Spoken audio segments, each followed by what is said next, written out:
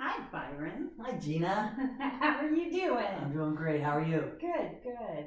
So, we're here today. We have been talking a lot about exploring meditation and how to make it more simple for people that have never meditated before, that feel a little afraid, that feel that it's daunting, and say, we've talked to everybody that says, I think too much, there's no way I could sit to meditate and sit and meditate. So, It is. It's true. It's very interesting that what perceivably seems to be one of the most simple things you can do to sit alone and breathe, and so many people find that so difficult.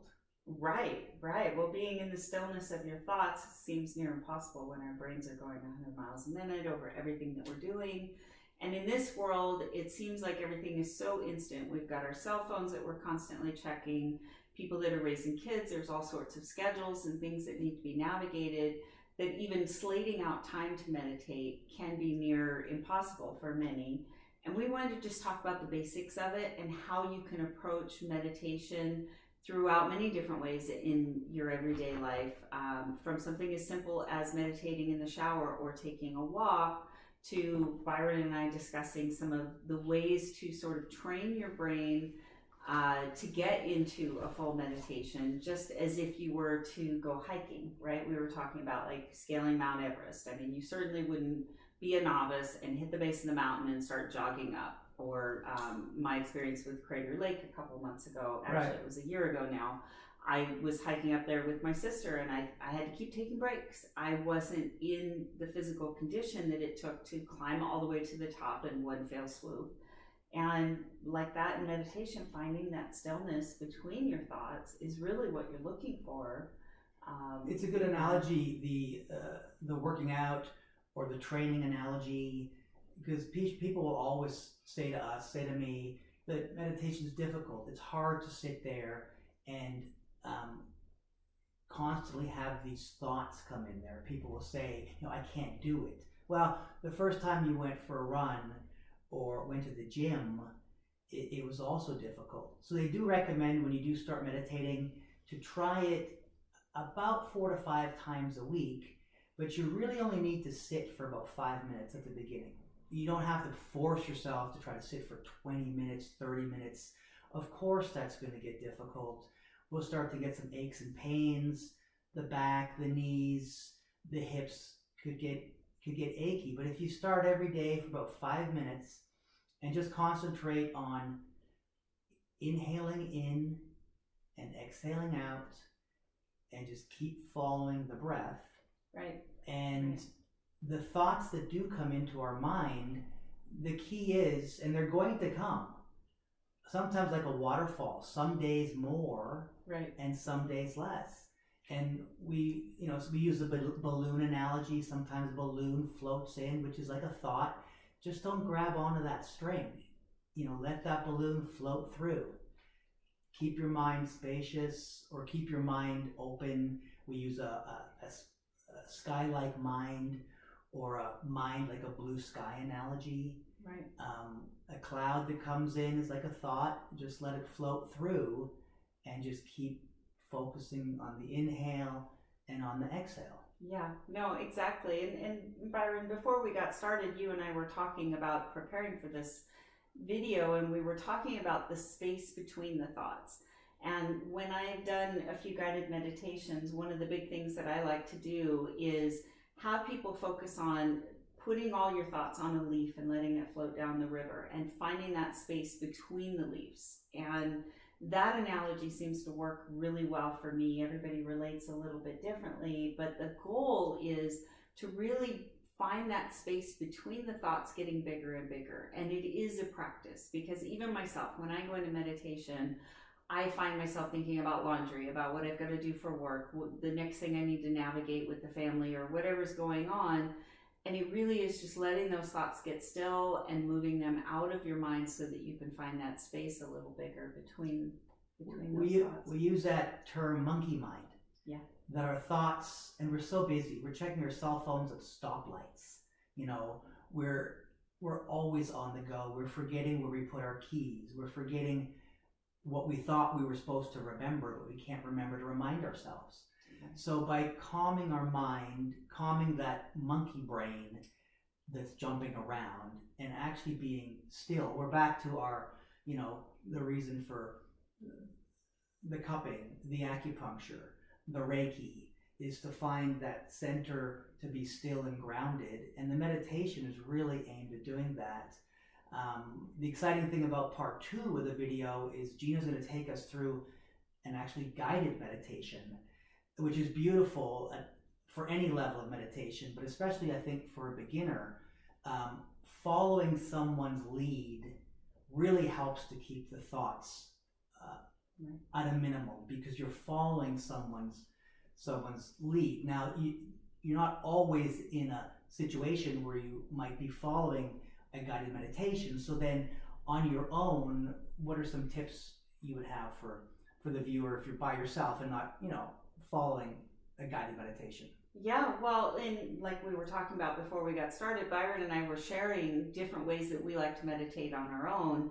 And for him, and I actually hadn't tried this in a while, but he was saying to focus on a candle. Have it quiet, have it still, and just stare at the beautiful aura of a candle. And I was struggling to relate with that until he kind of said, everything around you is quiet and that's where all your focus is. And so for some people, that's going to work absolutely beautifully. For me, I tend to like to get either ocean sounds or some sort of nature sounds, or, like a yoga kind of music, Zen music in the background, and really just close my eyes and sit up straight and begin to work on finding that stillness. And the biggest thing, my mind is so busy all the time that I almost have to get to that 6, 7, 8 minute mark before I'm done wrestling with my brain, because I just get so frustrated in those busy thoughts that around that 8.5 minute mark, right? Like we talked about that, then you're finally getting that peace and calm that gives you space for the clarity of the thoughts that need to come through for that space. That's very true. Ideally, you want to try to get to 15, 20 minutes, because like Gina said, about the first 8 minutes can be a struggle, and then it becomes much more peaceful, where you may only get 3 or 4 thoughts, 5 thoughts in the span of a whole minute, and those are much easier to let go. At the beginning, the thoughts are like a waterfall, a cascade. Yeah. But as I mentioned earlier, 5 minutes a day, about 4 to 5 times for the first few weeks, and you'll really start to understand that just trying to achieve that stillness for 5 minutes goes a long way in how we interact with ourselves, how we interact with our own thoughts, how we interact with our family members, friends, how we interact at work. Things are just much more calm and peaceful. Right, absolutely. And that brings me back to that thought that we were having before, the difference between reacting and responding in life. When we're overwhelmed, when our minds, I think Byron and I in the last video talked a little bit about squishy brain.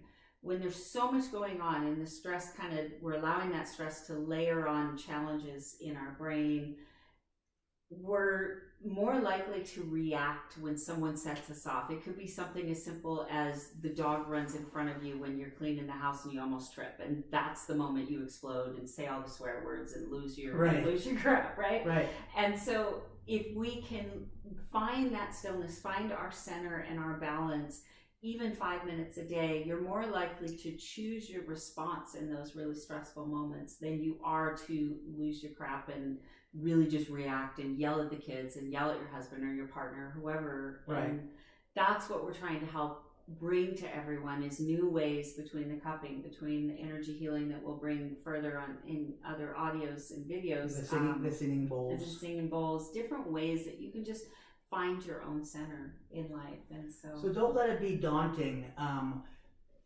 Doing 5 minutes at a time. You don't have to lock yourself in a dark room. You don't have to chant. We're sitting on the edge of a fireplace. You could be sitting on the edge of your sofa or a kitchen chair. If you choose to sit cross-legged or half lotus on the floor, that's beautiful. But if you can't, it's just beneficial to sit with a somewhat straight back, square your shoulders so you're not slouching, right, and And that's really just about it. You can put your hands down on your knees. You can cup your hands in your lap.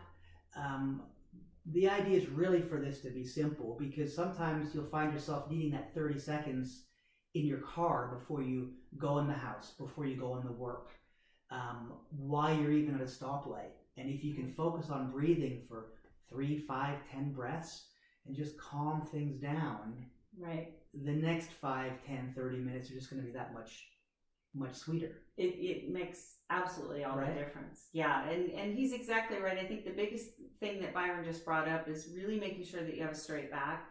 And some people have physical challenges, so getting into Indian style or half lotus or something more traditional, I would say, in meditation may not work for every person's body.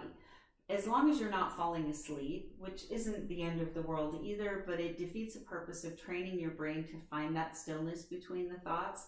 So I wouldn't necessarily lay on a bed unless you're part of a guided meditation, which, like Byron said, part 2 to this meditation series, I'm actually going to guide Byron through a guided meditation that everybody can listen to and actually enjoy the benefit of the guided meditation at home. That's a benefit to where maybe laying down is good, because you're alert consciously and kind of focusing on and you're that. following along to the guided meditation. I guess one last thing before we go to the next part of the guided meditation is there is no wrong to this. If you're trying for 5 minutes and it's nothing but a waterfall of thoughts, that's okay. Right. Tomorrow it'll be better. Yeah. Or 1 minute might be not so good, and the next minute might be just a huge victory where you're calm, the sea's parted, and your mind is clear, right? Yeah. So just stick with it, and just like working out, it might take a couple weeks to start to notice, that it's actually starting to work in your everyday life. Yeah, absolutely. So always give yourself grace and just keep trying, and the goal is to try and find center for even a few moments a day if we can. Exactly. All right, we'll see you in the guided meditation. That's right. Yes. Thank you, everybody, for watching.